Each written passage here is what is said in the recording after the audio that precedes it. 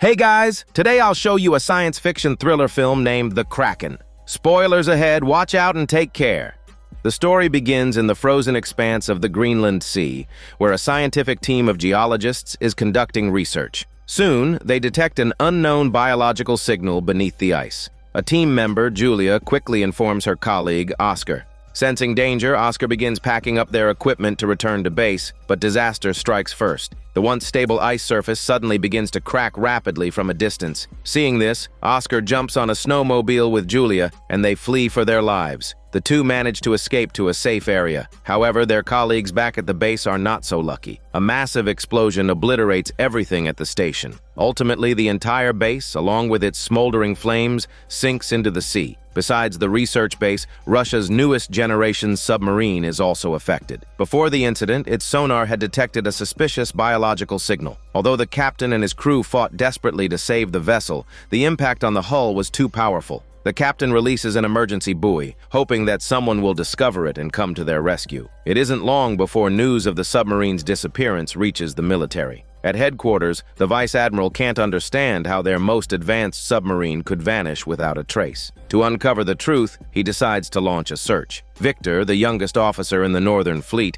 is assigned to command the search vessel. He is chosen not only for his skill but also because the captain of the missing sub is his older brother. It is believed this personal connection will strengthen his resolve. However, the military has another, more critical objective for finding the submarine: to destroy the secret weapon on board, ensuring it does not fall into enemy hands. Before departing, Victor's mother gives him his father's watch for protection. She explains that his brother had left in such a hurry that he forgot to take it, and she had been worried ever since that something bad would happen to him. That evening, the full crew assembles at the port. Along with Victor, the vice admiral will also be on board to supervise the mission. Before setting off, they conduct a thorough inspection of their own nuclear submarine to ensure everything is in order. Meanwhile, the survivors, Julia and Oscar, are fighting for their lives. Desperately searching for a signal, they finally find a glimmer of hope at the edge of a giant crevasse. They manage to make contact with the staff on a Norwegian drilling rig, but the unstable signal causes their call for help to fail. They then fire a signal flare, hoping someone might see it, but to no avail.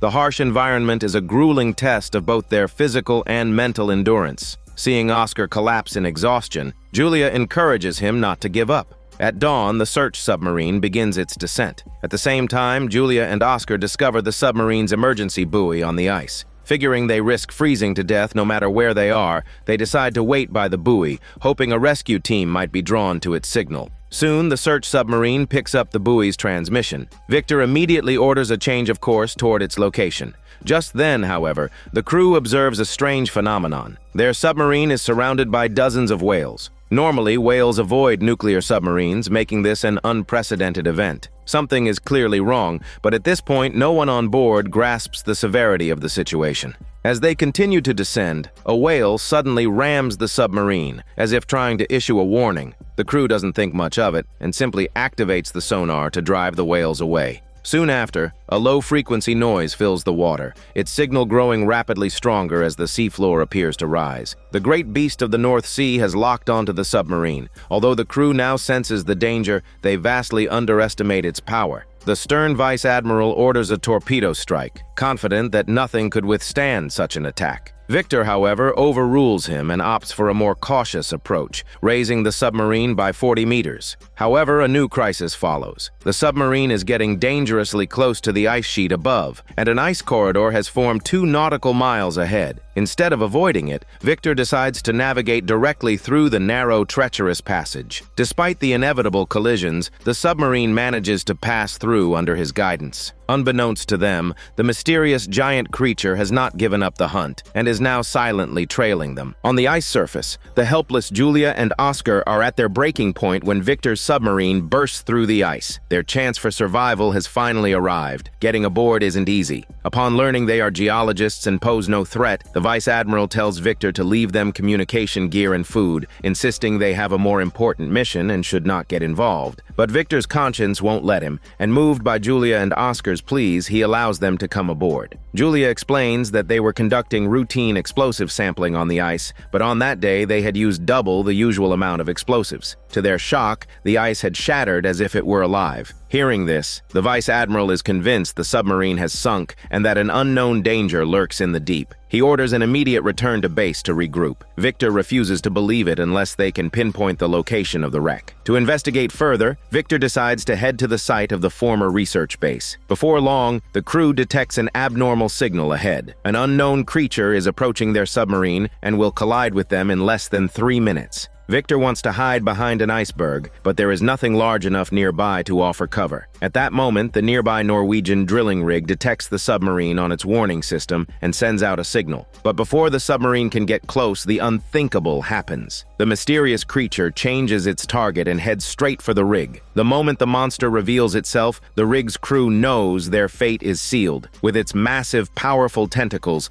the creature effortlessly demolishes the entire structure. From the submarine's periscope, everyone watches in horror as the rig is destroyed. The tentacles alone are large enough to envelop the entire platform, making it impossible to imagine the full size of the beast. After destroying the rig, the monster turns its attention back to the submarine. The vessel immediately dives to a depth of 100 meters in a straight, narrowly escaping. Furious that Victor's decision nearly killed everyone, the Vice Admiral relieves him of command on the spot, appointing the first officer as the new captain. The submarine then fires 2 torpedoes at the creature's location. A muffled explosion follows, and everyone thinks they are safe. But their relief is short-lived. A biological signal is detected again. In disbelief, the Vice Admiral orders 2 more torpedoes fired, but they have no effect. The crew looks to their new captain for a plan, but the first officer is out of his depth and remains silent. At this critical moment, it's clear they need Victor. The Vice Admiral has no choice but to hand command back to him. Following Victor's orders, the submarine continues to descend, but the monster is already upon them. A tentacle slams into the vessel, throwing everyone inside off balance.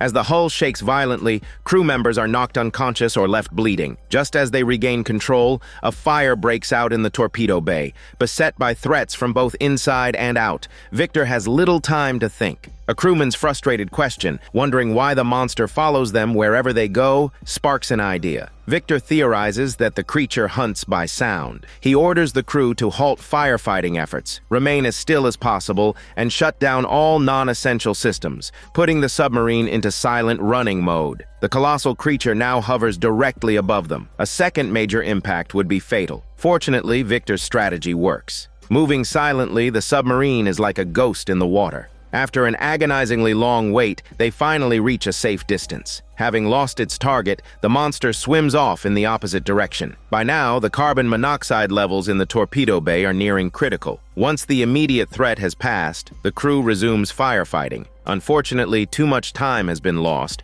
and the fire is now too large to be controlled by standard extinguishers. The firefighting team is forced to evacuate, and after sealing the compartment, Victor orders them to release Freon gas into the torpedo bay. A few minutes later, the fire is finally extinguished, and the temperature and pressure in the bay slowly return to normal. After this series of harrowing challenges, Victor finds himself at odds with the rest of the crew about their next move. Everyone except him believes that returning to base is the only rational choice. The submarine is heavily damaged, more than half the crew is injured, and the monster could return at any moment. They argue that pressing on would be a fatal mistake. Considering the safety of his crew, Victor reluctantly agrees to the majority's decision. On the way back, Julia asks Victor for a map. Based on the location of the base's explosion, she speculates that a creature's nest is hidden within the seafloor's ridges and that their geological blasting must have awakened it. Julia recalls reading in a book that ancient Icelandic sailors claimed to have encountered a monster as large as an island. It was said to be a cephalopod,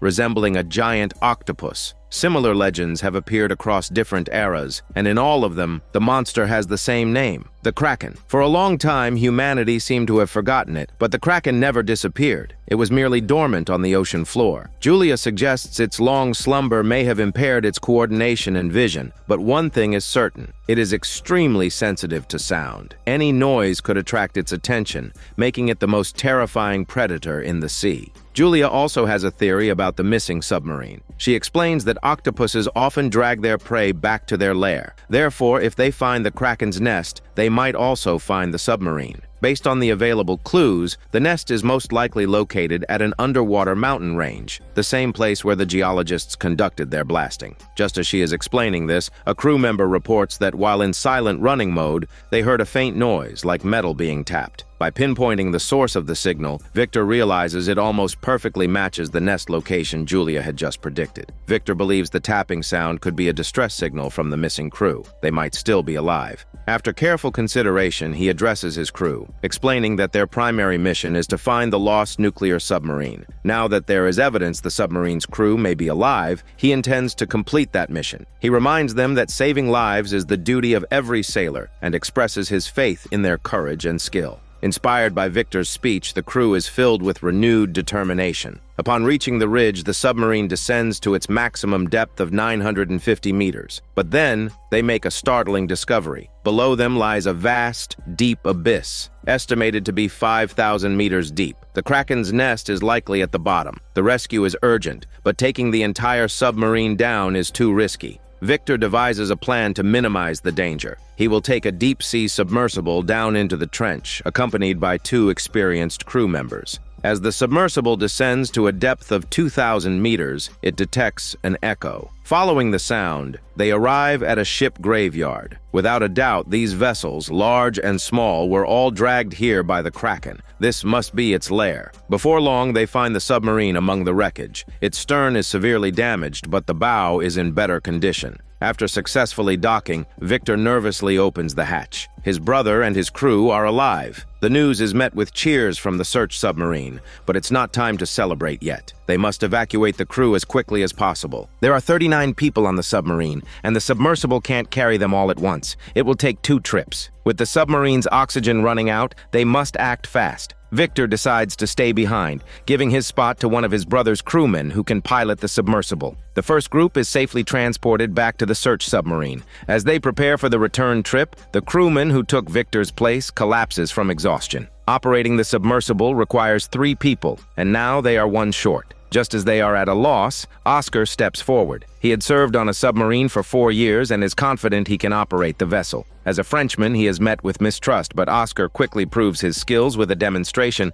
convincing everyone. As the submersible heads back down into the trench, the Kraken, which had been dormant, begins to stir. The crew of the search submarine detects the abnormal signal, but before they can react, the Kraken is upon them. Julia advises them to stay perfectly still and silent, but the Vice Admiral refuses to be a sitting duck. He orders the crew to engage the landing system. Unfortunately, the sound of the submarine setting down on the seafloor agitates the Kraken. One of its tentacles knocks over a pile of rocks, which crash down onto the submarine. The Kraken immediately moves toward the trench. Realizing they can't stay, the Vice Admiral orders the submarine to surface at once. By this time, the submersible has reached the submarine. The second docking does not go smoothly. They accidentally trigger a beacon, and the sound once again attracts the Kraken. The crew tries to shut it off, but it malfunctions. The submarine is in a fragile state and won't survive another encounter. While waiting for rescue, Victor and his brother are not idle. They inspect the submarine's systems to see if they can get it running. But their worst fear soon becomes reality.